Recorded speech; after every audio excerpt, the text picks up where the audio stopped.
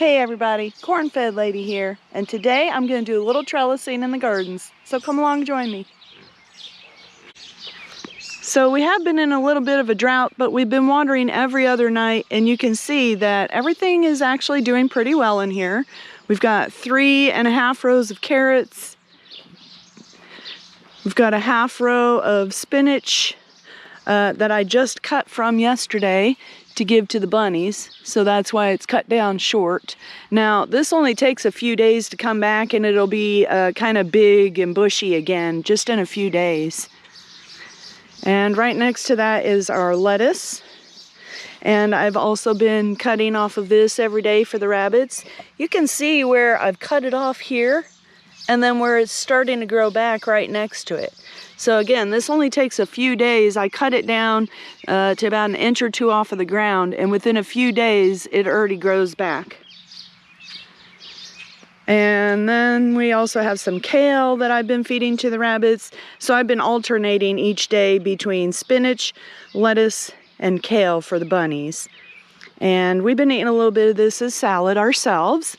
You can see kale is going to be the next one that I pick for them today because it's already growing back here. And then the next row is our broccoli. Now we've never grown broccoli before, but from what I can tell, it looks big and healthy. I don't see any broccoli heads in the middle yet, which is where the broccoli, the part that you eat, it grows right here in the middle on the top. I haven't seen any yet, but these plants are getting pretty big and bushy, so it seems like the broccoli's doing well. And then right behind that is our snap peas. Now these have already been trellised, so I just need to go through and check those and make sure that they're all still hanging from the lines like they should be. So what I've been doing with these snap peas is just helping them find the line with the tendrils, and then they continue the job of climbing up this line to this top string here. Now each snap pea has its own line to climb, and we have already gotten a few peas off these. Let's see if we can find some more for you today. This one's not doing so great on one half, but the other side of it's doing fine. Let's see. I help that one find the line. This one's already made it all the way up to the top. So you can see it's just about to cling to this top line here. Let's go ahead and help it out. And once these make it to the top, you'll see them start to flower as they get bigger. Here we go. And some of them are starting to produce snap peas. Now this one's too small to pick, but they're getting there. I have harvested a few snap peas already.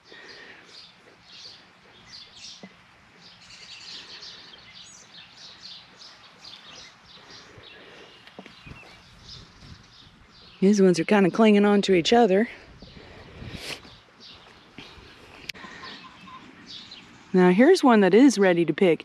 You can see it's about as long as your finger, and it should have a little bit of thickness to it, but not so wide that it's popping open, because you do want some seeds inside. And the other thing you can do is hold it up to the light. I'm going to go ahead and pick it because I'm sure this one's ready. But you can hold it up to the light sometimes and see the peas in the pod. Now I like to just pick these off with a little bit of stem still left on top of them, just because it looks nice like that. But I'll pop these off when I get ready to eat them. Or sometimes I just use them as a little handle and just munch on this. Dip it in a little ranch sauce and it's excellent. Here's a pea. It's not quite ready. And this one has some. Again, they're not quite ready. This little white thing on the end here, that's the flower head. See, the way the peas grow is they'll come out of where this flower is growing. And here you can see kind of a little less mature one here. It's got the flower in there and the pea growing. And as time goes on, that pea will get bigger, the flower will drop off the end. And when it starts looking like this one, then it's ready to pick. Okay, so the peas look okay. They're all headed up to this top line here like they should be, growing right up their trellis lines.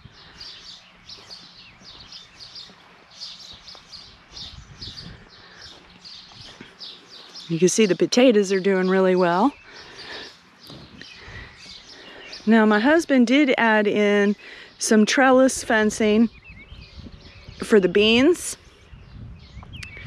and for the tomatoes and for the cucumbers. So we need to go ahead and check those and see if there's anything that needs tied to the trellis yet. So although we can use string trellis for snap peas, we needed a little something more substantial for our beans and tomatoes and cucumbers. So my husband has installed these T-posts down the rows and then utilized this old fencing material that we have.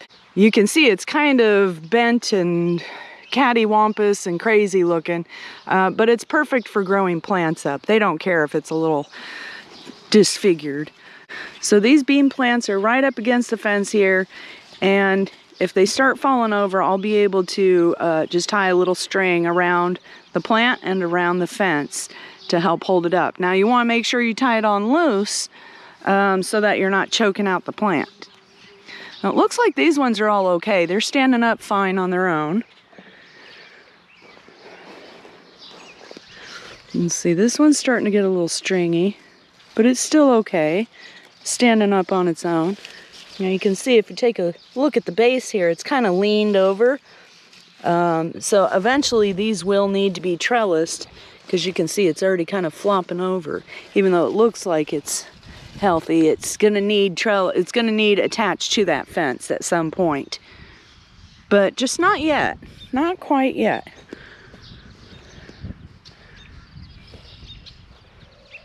So I'm gonna leave these ones as they are for today. You can see the watermelons starting to grow out across the black cloth there. And our sweet corn patch is starting to grow. I did plant the second section of sweet corn, so we'll see. Hopefully that sprouts sometime soon. Here's our second row of beans. And these ones are actually a little bit taller. But again, they're still standing up pretty straight on their own. You can see in here. Now there's two different kinds of beans that you can grow. There's bush beans and there's pole beans. The bush beans will sit on the ground and be bushy, and the pole beans will grow up like a vine. And I can't really remember which varieties I planted here. So they may end up being bush beans and not needing trellised anyway. But I believe at least one of these varieties was a pole bean. This one's doing pretty well. Again, when it gets a little bit taller, I'll attach it to the fence, but you don't want to hurt the plant. So I don't like to trellis it until it absolutely needs it. But these fence lines are in place so that when we're ready to trellis these, we can just do it right away. And we did have some pepper sprouts in here, and our pepper seedlings are doing very well.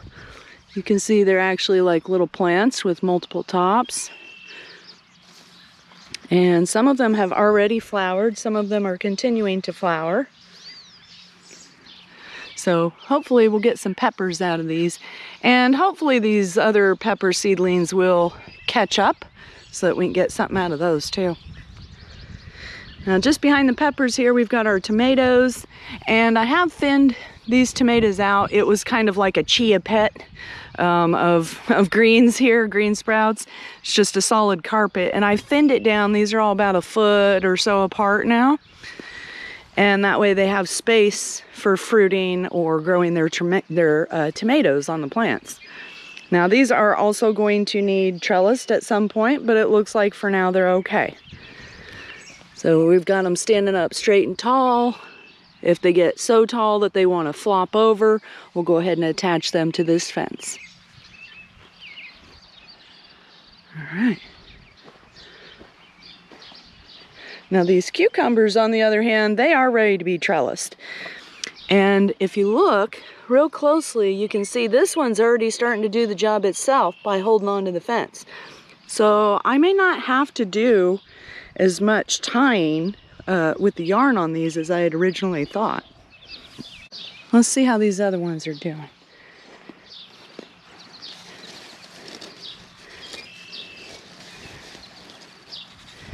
Getting kind of long. Here's another one. This one already found the fence right there.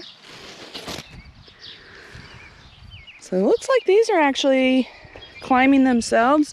Now this one here is kind of laying down in the footpath instead of finding the fence. So I'm gonna have to help this one out. So I'm just gonna take a little of this leftover yarn that I have from the snap peas and start working some of these cucumbers up the fence here.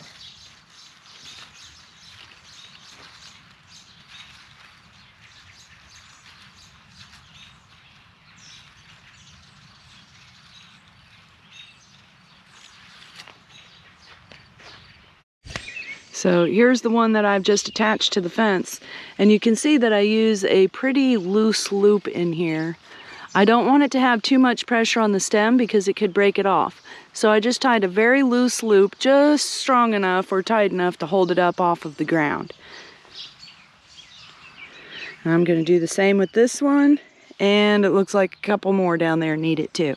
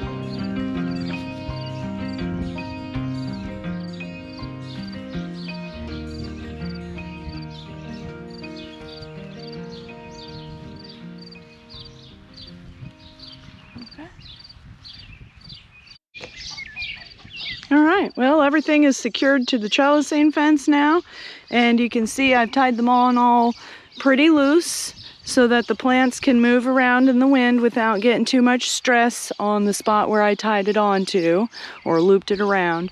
But it's just tied enough to keep them up off of the ground so that they can start growing up this fence and producing cucumbers, which we will be turning into pickles. And you can see right behind that, the sunflowers are doing wonderfully. These are already about thigh high. So they're doing pretty well. A few feet tall. And we're looking forward to getting some sunflowers. Now I do need to trellis the grapevines up in the barrier, so let's go do that next. All right, let's head into the barrier where I need to trellis the grapes. But first I wanted to show you how things are going in here.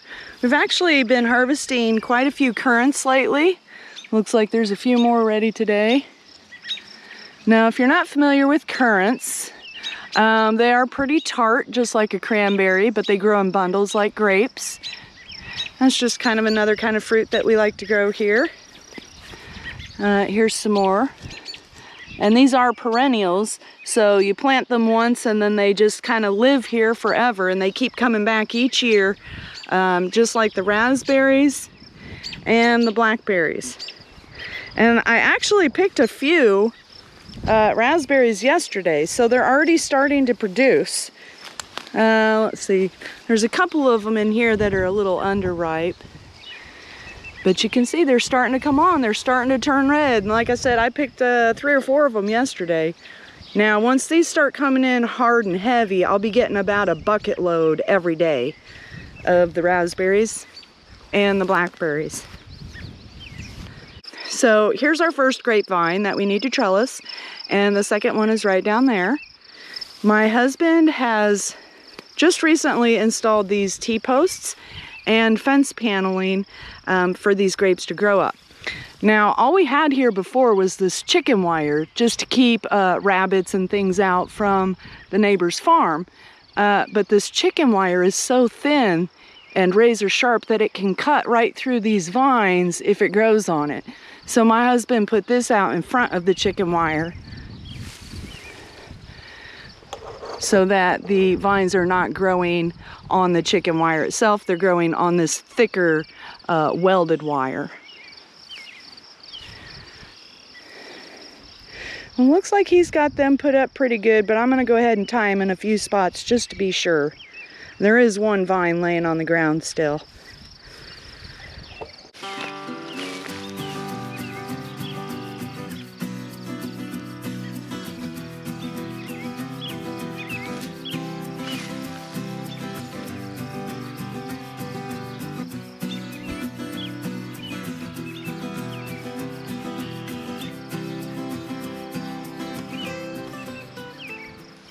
And again, you don't want this string to hold it tight.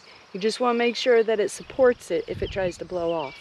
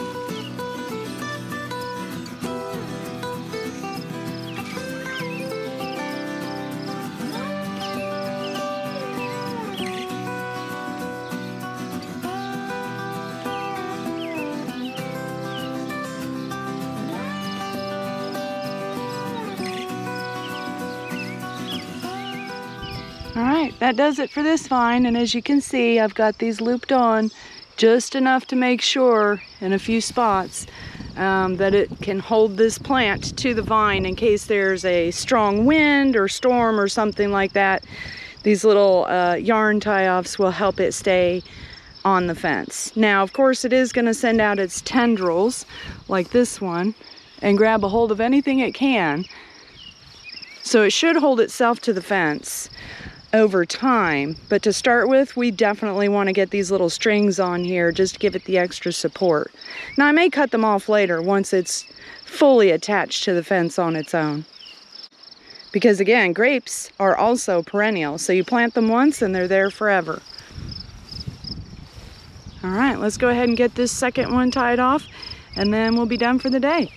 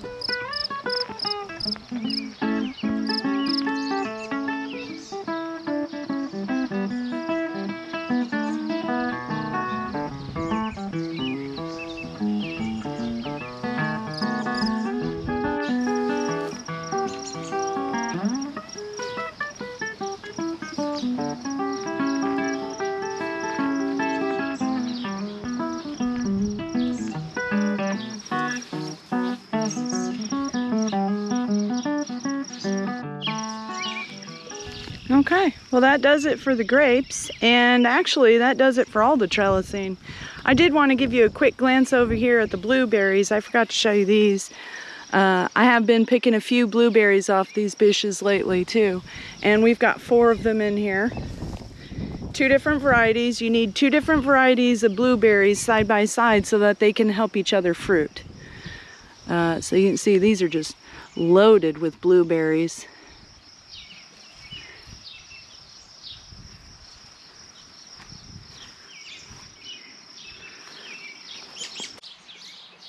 Well, that's it for the trellising today. Thanks for visiting our homestead, and if you're not yet subscribed, please consider clicking the subscribe button below. It doesn't cost you a thing, and it ensures that you'll catch all of our upcoming videos. Thanks. Have a good one. Bye.